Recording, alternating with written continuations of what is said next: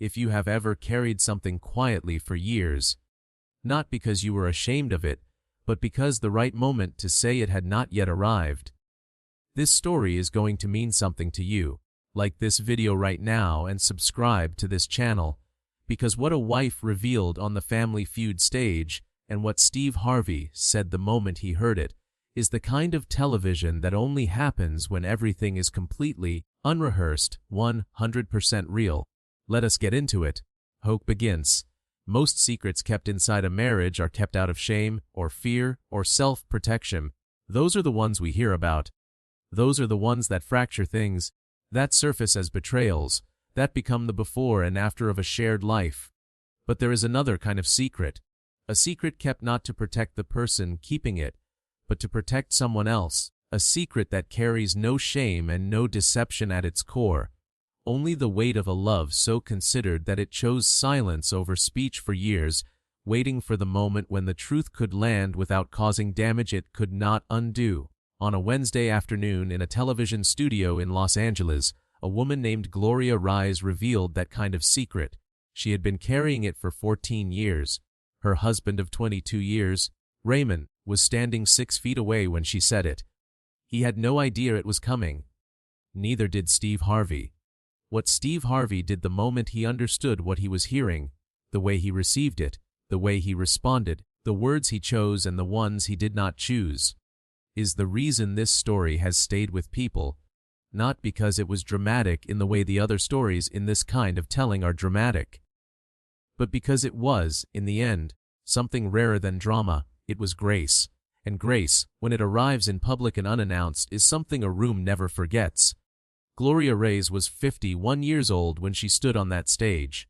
She had been born in Guadalajara, Mexico, and had come to the United States with her parents at the age of 12, settling in East Los Angeles where her father found work in the garment district and her mother cleaned offices in downtown buildings 5 mornings a week. Gloria had grown up bilingual and industrious, translating documents for her parents by the time she was 14, navigating school systems and government offices, and the particular bureaucratic complexity that surrounds immigrant families with the matter of fact competence of someone who has never had the option of not being competent. She had studied nursing at Los Angeles City College and then Cal State LA, and had built a career as a registered nurse at a large public hospital in the San Gabriel Valley where she had worked for 23 years. She was the kind of nurse that hospitals retain and quietly build their cultures around. Experienced, unhurried, possessed of the specific authority that comes not from rank, but from the accumulated trust of colleagues and patients who have relied on her across decades. She had sat with people at the most frightening and most sacred moments of their lives, and she carried that experience with profound respect for what she had witnessed, and without the weight of it becoming heavier than she could hold. She met Raymond Reyes at a Quincy era when she was 28. He was from Sonora, had been in the United States for 4 years, and was working construction during the week and studying for his contractor's licensing exam on weekends. He was steady and funny and honest in the way that people are honest when they have not yet learned to be strategic, and Gloria, who had spent her adult life reading people at close range in high-stakes settings, could see his character clearly from their first conversation. They were married within 18 months. Raymond had passed his contractor's exam, built his business from 2 employees to 14 over the course of 20 years, and was known in their community as a man whose word was his contract and whose work lasted. He was also, in the private life of their marriage, the kind of husband and father who showed up so consistently and with such lack of drama that his family had, over time, simply come to regard his reliability as the weather, something present and essential that one stopped actively noticing. They had 2 children. Their son Daniel was 24 and worked with his father. Their daughter Sophia was 21 and in her final year of a nursing program at UCLA, following her mother's path in the way that second-generation children sometimes do, not out of obligation but out of genuine recognition that the path is worth following. The secret that Gloria had been carrying for 14 years had to do with Raymond's business. Specifically, It had to do with a period 8 years into their marriage when the business had nearly failed. A combination of a bad contract, a supplier dispute, and a recession year had left the company 3 months from insolvency. Gloria had known because she always knew the shape of their finances before Raymond did. She made a decision, alone and without consultation, to liquidate a savings account she had been building privately for years. Money set aside from her nursing salary in amounts small enough not to appear in the household accounts, accumulated over a decade with the specific intention of funding Sophia's nursing school. She had put that money into Raymond's business, all of it, without telling him where it had come from. She told him she had taken out a personal loan, showed him paperwork she had carefully prepared, and watched his business survive and then recover, and then flourish over the subsequent years, all on a foundation that included, invisibly, everything she had saved for their daughter's education. Sophia's nursing school had been funded, in the end, by scholarships and grants that Gloria spent 2 years quietly engineering, writing recommendation letters, researching programs, identifying opportunities her daughter did not know existed, and presenting them as things she had simply happened to find. Sophia was attending UCLA on a full scholarship. The plan had worked. The business had survived. Raymond had never known. Gloria had not told him because she had not wanted him to carry the knowledge of what she had sacrificed. She knew her husband. She knew that if he understood what she had done, he would carry the weight of it for the rest of his life. She had made the choice that the business and the family were more important than the accounting. And then she had lived quietly beside that choice for 14 years. The Family Feud application was Sophia's idea, submitted as a surprise for her parents' 22nd anniversary. Sophia knew nothing about the secret. Nobody did except Gloria. The afternoon was supposed to be a celebration. And it was. It just became something more. The Ray's family arrived at the studio on a Wednesday afternoon in the spirit of a family that has dressed for an occasion and is genuinely looking forward to it. Gloria, Ramon, Daniel, Sophia, and Raymond's younger brother Hector, who had been added to complete the 5-person team and who could always be relied upon to provide energy in social settings, came in together with the ease of people who are comfortable with each other and with being seen.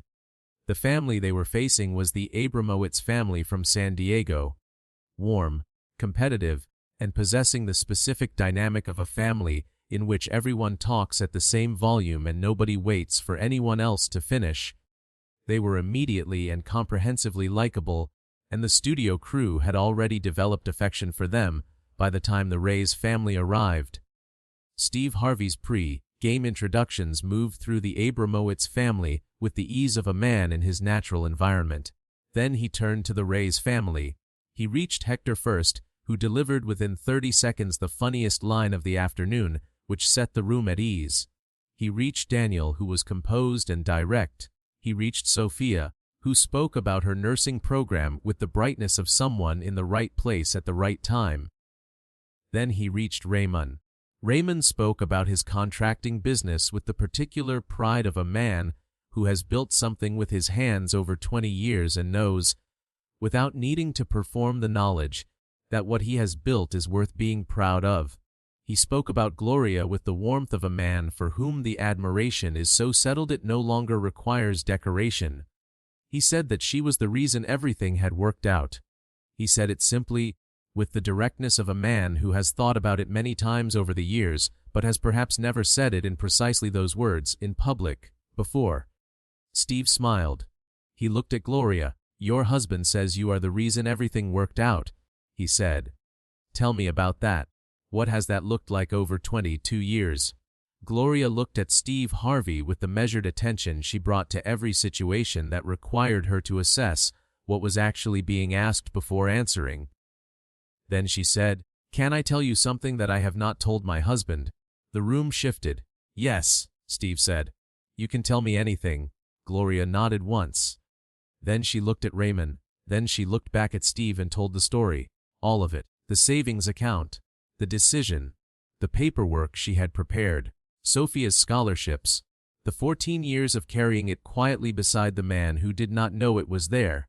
She told it the way she did everything, Without drama, without embellishment, with the calm precision of a nurse giving a handover report, complete accuracy and complete composure.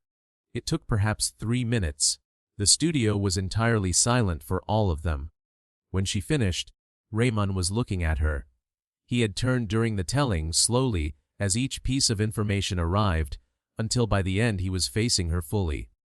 She was not looking at him because she was looking at Steve Harvey, and the room understood, in the way rooms understand things that do not need to be explained, that she had chosen to look at Steve Harvey, because looking at Raymond, while she told it would have broken her composure, and she needed her composure to finish. There was a silence after she stopped speaking. Then Raymond Reyes said one word. Gloria. He said it the way you say a person's name when the name is the only thing adequate to the moment, not as a question, not as a reproach, as the complete sentence that contains everything that cannot be said any other way. Gloria looked at him. Her eyes were bright. Her composure was intact, barely, in the way that composure is intact when it is being held by an enormous effort of will. Steve Harvey stood at the center of the room and said nothing. He was still, the kind of still that a man is still when he is receiving something and does not want to interrupt the receiving with any movement of his own. Steve Harvey speaks. I have been doing this show for a long time. He said, I have stood on this stage, and I have asked thousands of people to tell me about themselves, and I have heard a great deal. I have heard things that surprised me, and things that moved me, and things I will never forget. And I want to say something right now because I think this moment deserves it. He looked at Gloria. What you just described is one of the most quietly extraordinary things I have ever heard on this stage. Not because it was dramatic. You told it without a single dramatic word. But because of what it reveals about how you love. You made a sacrifice that cost you enormously. You made it without being asked. You made it without telling the person it was for. And then you spent 14 years making sure the outcome was everything it needed to be. Your daughter in nursing school, your husband's business standing, and you never once claimed the credit. That is not just love. That is a particular kind of love that most people never get close enough to witness. He paused. I also want to say something to Raymond. Your wife just told you something she has been carrying for 14 years. Not out of deception, not to protect herself, to protect you. She looked at the person she loved, and she made a calculation that your peace of mind was worth more to her than your knowing. That is a thing that deserves to be named. And it deserves to be named in front of people, because the world does not have enough examples of love that looks like this, quiet, complete, and with nothing asked in return. Raymond had not moved. He was looking at Gloria with the expression of a man being rebuilt from the inside in real time, quietly and without his permission, by information that had just reorganized everything he thought he understood about his own life. Can I ask you something, Gloria? Steve said. Yes, she said. Did you ever regret it? Gloria considered the question with the full weight of someone who has been asked the right thing. Then she said, not once. Because the business is still standing and my daughter is at UCLA and my husband has spent 22 years being exactly who I knew he was when I made the decision. That is not a sacrifice I regret. That is an investment that paid every return I was hoping for. The room gave her a standing ovation that lasted nearly 2 minutes. Raymond was crying. Sophia, who had just understood for the first time what had funded her education, had both hands over her mouth and was shaking her head slowly with the expression of a young woman whose understanding of her own history has just been permanently revised. All right, Steve Harvey said, when the room had settled. He was smiling the smile of a man who has just received a gift he did not know was coming. Now I really want to see this family play. The Rise family won the main game, and they won it together in the way that families play when something real has happened between them, and the game is no longer the point, but they are giving it everything anyway. Raymond played with a quality that was new. He was always a present man, a reliable man, but in the main game he was something more. He was attentive in the specific way of someone who has just been told something that changes what attentiveness means, and who is applying the new understanding immediately. Sophia could barely play. She managed it, and she was sharp when she did, but between turns she kept looking at her mother, with the particular intensity of a young person reassembling a story she thought she already knew. Daniel, who found out what his mother had done at the same moment as the rest of the studio, played with the focused energy of a son who wants to honor something he has just been shown. The Abramowitz family, to their considerable credit, played with full commitment and generous spirit throughout, applauding the Ray's family's answers with the warmth of people who understand that the afternoon has become about something beyond competition. For fast money, Ramon went first. He had asked quietly if he could be the one to go first. Nobody objected. He scored 143 points, steady and precise, the score of a man playing with his full attention and his whole heart, and that left Gloria needing 57 from 5 questions. When Gloria stepped to the fast money podium, the studio had the quality that it holds when something has reached its natural conclusion and everyone is present for it. Steve walked up beside her and looked at her with the uncomplicated regard of a man who has a great deal of respect for what he is looking at. "How do you feel?" he asked. Gloria thought about it in the way she thought about things. Completely, briefly, without performance. "Like something I was holding has been put down somewhere safe," she said. "Then let us finish this the right way," Steve said. "Name something a person does when they love someone more than themselves." Gloria answered without hesitation, "Sacrifices," without saying so. The board turned. Number 1 answer, 41 points.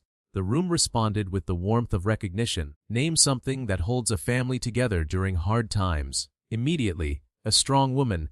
Number 1 answer, 44 points. The audience was on its feet. Name something people keep secret not out of shame but out of love. A breath. Then, a sacrifice. Number 1 answer, 38 points. The 20 Zillosen was won. The room understood the round was no longer about the money. Name a quality that makes someone a great nurse. Without a pause, compassion. Number 1 answer, 36 points. Last question. Name something a wife gives her husband that he never fully knows the value of. Gloria Reyes stood at the fast money podium and thought about 14 years, about a savings account built slowly from a nursing salary in amounts small enough not to be noticed, about paperwork prepared carefully on a Sunday afternoon while Raymond was at work, about Sophia's scholarship applications, each one researched and assembled quietly over 2 years, about 22 years of mornings that began with the same man and the same choice to love him completely and without condition, about the word he had said when she finished telling the story, the word that was her name and the sentence that contained everything. "Everything," she said. The board turned. Number 1 answer, 46 points. What happened in the studio in the moments that followed was not the reaction of an audience at a game show. It was the reaction of several hundred people who had spent the past hour in the presence of something that does not often appear on television. A love that was not performed, not simplified, not made suitable for public consumption, but shown in its full complexity and weight and revealed, in the end, to be extraordinary precisely because it had never asked to be recognized as such. Raymond was beside his wife before the score was announced. He did not reach for her hand. He put both arms around her the way you hold something you have only just understood the full value of, and he said something into her hair that the microphones did not catch and that the camera did not need to capture because the room already understood what it was. Steve Harvey stood at the edge of the stage and watched, and he did not speak, and that silence was its own form of eloquence. When he finally turned to the cameras, his voice had the quality of a man choosing his words from genuine feeling rather than professional habit. "I started this afternoon thinking I was going to host a game show," he said. "That is not what this was. What this was is a reminder of something that television does not often have the courage to be.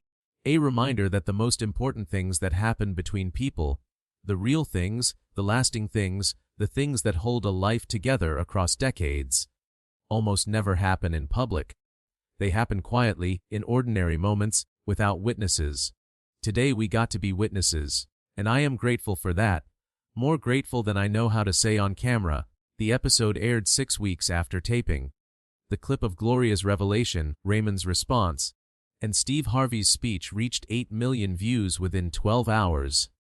By the end of the first week the number was at 19 million, and by the end of the second it had crossed 25 million. A figure driven not by a single viral moment, but by the kind of sustained, intentional sharing that happens when people send something to a specific other person because they believe that person specifically needs to see it.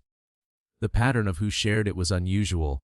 The clip traveled most widely not through entertainment communities, but through nursing networks, small business owner communities, immigrant family groups, and the broad informal networks of people who describe themselves as caregivers, professional and otherwise.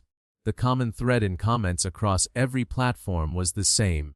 People who recognized the specific form of love Gloria had described, not romantic love as typically portrayed, but the love that expresses itself through practical sacrifice, through quiet engineering of other people's outcomes, through the sustained and uncelebrated work of making sure the people you are responsible for have what they need. Gloria was asked, in the interview she gave 3 months after the broadcast, whether she had anticipated the response. She said she had not anticipated any response beyond the room.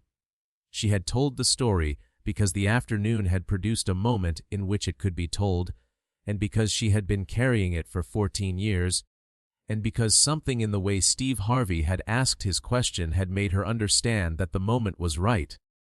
She had not calculated the public dimension of it. She had simply answered honestly, when given the opportunity, what it meant to Raymond. Raymond gave one interview, jointly with Gloria, 4 months after the broadcast. He was asked what the revelation had changed for him. He was quiet for a long time before answering, which was characteristic of a man who did not speak until he was certain of what he intended to say. He said that it had not changed what he knew about his wife, because what he had always known was that she was the strongest person he had ever met. What it had changed was his understanding of what that strength had looked like in practice and what it had cost. He said that he had spent 22 years being grateful for Gloria in a general and settled way, the way you are grateful for something so consistently present that the gratitude becomes atmospheric rather than active. What the afternoon had done was make the gratitude specific again. It had given it a face and a number and a 14-year timeline. He was asked if he wished she had told him at the time. He considered this carefully. "I understand why she did not," he said, "and I know her well enough to know that she was right about what I would have done with that information. I would have carried it. I would have been unable not to carry it. She knew that and she chose to carry it herself so that I would not have to. That is," he paused, "that is not something I can argue with. I can only be grateful for it, and make sure she knows for the rest of whatever time we have that I am." Sophia, in the days following the taping, had a series of conversations with her mother that she later described as the most significant of her adult life. She had grown up watching Gloria work with the unquestioned assumption that this was simply who her mother was. Competent, present, uncomplaining. The revelation reorganized that understanding entirely. She said that she had entered her nursing programme with admiration for her mother, and had emerged from that afternoon with something different, the specific, informed recognition that her mother's nursing career and her approach to her family were not separate things, but expressions of the same character. The same capacity to hold other people's most difficult moments with steadiness. The same refusal to let what it cost her be visible to the people it was costing her for. "I understood for the first time," Sophia said, "what kind of nurse my mother actually is. And I understood what kind of nurse I am trying to become. And those two things turned out to be the same thing." Steve Harvey on the love that does not ask to be seen. In the months following the episode, Steve Harvey returned to the themes of the afternoon in several contexts with the thoughtfulness he brings to the moments on his show that have genuinely affected him. He was consistent about what had struck him most in the moment Gloria told the story, not the sacrifice itself, which was extraordinary, but the absence of anything in her telling that suggested she expected recognition for it. "She did not tell that story to be praised," he said in one interview. "She told it because the right moment arrived and she answered honestly. There was no performance in it. She was not presenting herself as a hero of her own story. She was simply describing what had happened, the way you describe something that is already settled and complete. That quality, the absence of self-congratulation in the telling of an enormous sacrifice, is rarer than the sacrifice itself. Most people who do something like that need, eventually, to have it known. Gloria had been content for it not to be known. The only reason it came out on that stage is that I asked the right question at the right moment. I went home that evening thinking about the people in my life who have made sacrifices for me that I do not know about, that I may never know about, because that is the nature of this kind of love. It is specifically designed not to be seen. It chooses invisibility because invisibility is what serves the other person, and we walk through our lives receiving that love without recognizing it, because we are not supposed to recognize it. That is the agreement the person making the sacrifice has entered into. Gloria kept that agreement for 14 years. The only reason any of us know is because she happened to be on my show. He paused for a moment that the journalist present later described as genuinely long and genuinely quiet. I think about that a lot, he said. I think about all the Glorias who are never on anybody's show. The lesson at the center of this story, every story in this kind of series has a lesson at its center, and the lessons are usually about what is owed, about the debts that accumulate when one person diminishes another, about the accounting that comes due when hidden things surface. Gloria Reyes' story has a different structure entirely. Its lesson is not about a debt but about a gift, about the specific form of love that does not require acknowledgement to remain complete, about sacrifice made not in martyrdom but in the clear-eyed, fully informed choice of someone who has assessed the situation and decided that the other person's flourishing is worth more than their own recognition. That kind of love is not rare in the sense of being unusual among the people who practice it. It is rare in the sense of being almost never named, because naming it would defeat its purpose. It lives in the invisible architecture of families and partnerships and friendships, in the decisions made quietly and without fanfare by people who love specifically enough to choose the other person's peace over their own acknowledgement. What Gloria's appearance on Family Feud did for 19 million people in the first week, and for the many more who found the clip in the months that followed, was name it. Once, clearly in public, in front of witnesses. Give it a face and a story and a confirmation number from a game show board that said number one answer. This is what love looks like when it is operating at its highest level. That is not a small thing. It is, in fact, the thing. Raymond's contracting business is still standing in East Los Angeles. It has 14 employees. The contracts are honored. The work lasts. And in the back office, beside the desk where Raymond does his estimates and manages his accounts, there is a photograph taken in a television studio in Los Angeles on a Wednesday afternoon. Gloria and Raymond, her head against his shoulder, his arms around her, the scoreboard visible in the background with the number that confirmed what the room already knew. Below the photograph, in Raymond's handwriting, is a single line. He put it there the week after the episode aired. He told no one he had written it. Gloria found it one morning when she came in to bring him coffee, and she stood in the doorway of that office for a long time, and then she went back to the kitchen and did not say anything, because she already knew what it said, and she already knew what it meant, and some things are complete without being spoken. Everything. That was Gloria's answer when Steve Harvey asked what a wife gives her husband that he never fully knows the value of. The board confirmed it. The room confirmed it. And in a back office in East Los Angeles, in a handwriting that belongs to a man who builds things that last, the word is on the wall, because he knows now. He knows the value of it. And he intends to spend the rest of his life making sure she knows that he knows.